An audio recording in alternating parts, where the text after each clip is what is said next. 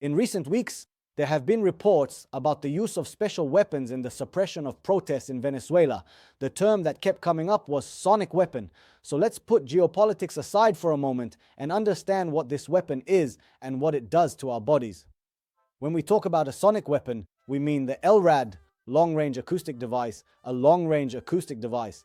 Essentially, it's an advanced speaker system capable of transmitting loud and focused sound at a high frequency. The system was originally developed for military purposes, but was later adopted by police forces as well, and we recently saw it used in Serbia to disperse protests. So how does it work?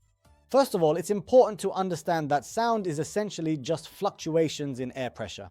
Usually sound disperses widely, but in the LRAD system, it works a bit differently. Dozens or sometimes hundreds of small speakers transmit forward all at once, which cancels out the waves to the sides and focuses them straight ahead.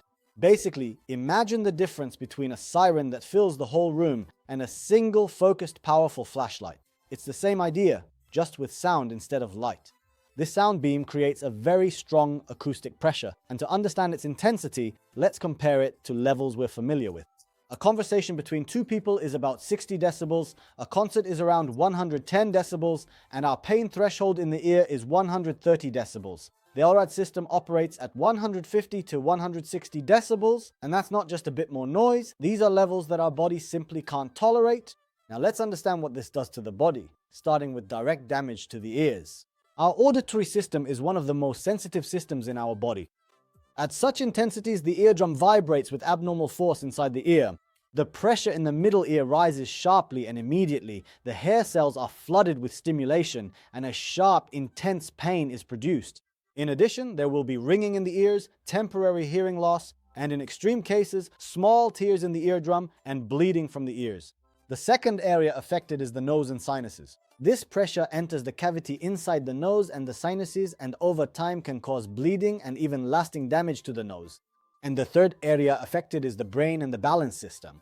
The pressure created by the explosion floods our auditory nerve. The brain struggles to process information, and we experience dizziness, falls, confusion, and more. In addition, we will feel an instinctive urge to flee the area. This isn't some psychological fear, it's truly an instinct to get away from this sound.